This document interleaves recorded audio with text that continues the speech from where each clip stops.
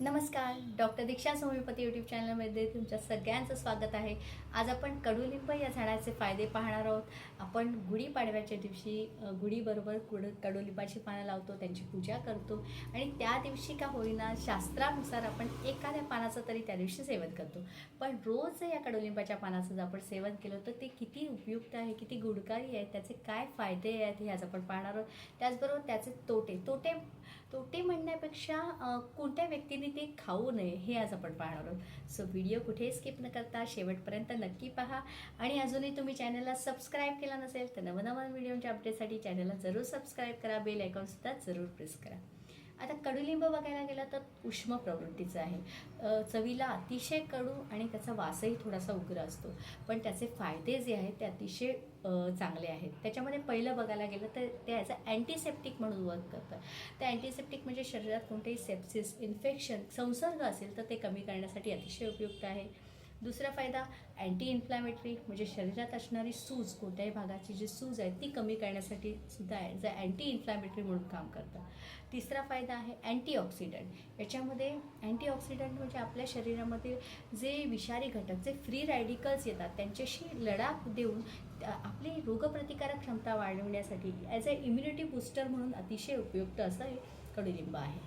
त्याचबरोबर तुम्हाला जर पचनाचे त्रास असतील, तुम्हाला वारंवार पोटात दुखणे, कॉन्स्टिपेशन, बद्धकोष्ठता हा त्रास असेल तर तुम्ही रोज जर कडुलिंबाच्या एका पानाचं सेवन केलं तर त्याच्यामुळे काय होतं की कडुलिंबाच्या या पानामुळे तुमच्या आतड्यांमधले जे विषारी घटक, हानिकारक बॅक्टेरिया जे आहेत ते कमी करण्यास मदत करतं। ॲज अ अँटीबायोटिक म्हणून सुद्धा ते काम करतं। त्याच्याबरोबरच तुमच्या शरीरातील कोलेस्ट्रॉलचं प्रमाणसुद्धा नियंत्रणात आणण्यासाठी कडुलिंब हे अतिशय उपयुक्त आहे। ज्यांना उच्च रक्तदाब, हाय ब्लड प्रेशरचा त्रास असेल त्यांच्यासाठी सुद्धा ते अतिशय उपयुक्त आहे। त्याच्याबरोबरच बघायला गेलं तर ह्या कडुलिंबाचं त्वचेसाठी ते अतिशय उपयुक्त आहे। आता म्हटलं जातं की रोज तुम्ही अंघोळीच्या पाण्यामध्ये कडुलिंबाची पानं टाका आणि त्यांनी अंघोळ करा, त्याचा तुम्हाला नक्कीच फायदा होईल। हे सुद्धा बरोबर आहे, पण तुम्हाला आणखीन एक टिप सांगते की जर तुम्ही कडुलिंबाची काही पानं जर आपल्या थोड्या पाण्यामध्ये जर उकळवून घेतली, 15-20 मिनटं उकळून त्याचा अर्क त्याच्यामध्ये उतरेल त्या पाण्यामध्ये आणि ते पाणी जर तुम्ही अंघोळीच्या पाण्यामध्ये मिक्स करून जर डेली यूज केलं आणि तुम्हाला जर वारंवार त्वचेचे विकार असतील तर ते गायबचे कमी होण्यास नक्की मदत होईल।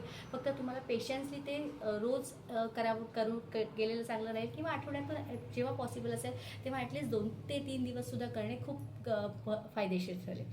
आता हे जे आहे हे तुम्हाला जर खाज, खरूज किंवा नायटा याचा त्रास आहे, वारंवार गळू, कार्बनकल्स याचा त्रास असेल तर ते सुद्धा कमी करण्यासाठी अतिशय उपयुक्त आहे।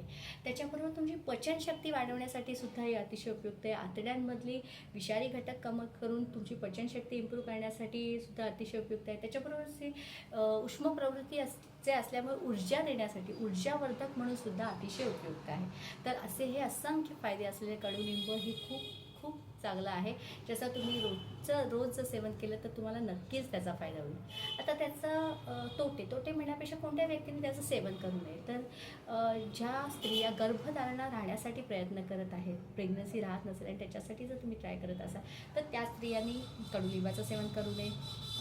त्याच्याबरोबरच ज्यांना गर्भधारणा राहिलेली आहे, प्रेग्नंट आहात तर त्यांनी कडुलिंबाच्या फळाचं सेवन करू नये। त्याच्याबरोबरच कडुलिंब जे आहे उष्म प्रवृत्तीचं असल्याकारणाने शुक्राणूंचा थोड्याफार प्रमाणात नाश करतं। तर जे कपल प्रेग्नन्सीसाठी ट्राय करत आहेत आणि तर त्याच्यामध्ये पुरुषांनी कडुलिंबाचं सेवन करू नये। त्याच्याबरोबर आणखीन म्हणजे ज्यांच्या शरीरामध्ये खूप उष्णता आहे, ऑलरेडी खूप जास्त हीट आहे, तर त्या व्यक्तींनी कडुलिंबाचं सेवन कमी करावं, म्हणजे आठवड्यातून 2 वेळा सेवन करणे ठीक राहील। कारण ऑलरेडी जर हीट असेल तर त्याच्यामुळे हीट वाढण्याची जास्त शक्यता आहे, त्याच्यामुळे त्यांनी प्रमाणात सेवन करावं। अशा ह्या कडुलिंबाचं तुम्हाला शक्य असेल, जर तुम्हाला पॉसिबल असेल, तुमच्या इथे अवेलेबल असेल तर तुम्ही रोज 1 पान तरी जरूर खा, ज्याच्यामुळे तुमची पचनशक्ती इम्प्रूव्ह होईल, त्याच्याबरोबर तुमची रोगप्रतिकारक क्षमता, इम्युनिटी नक्कीच वाढेल।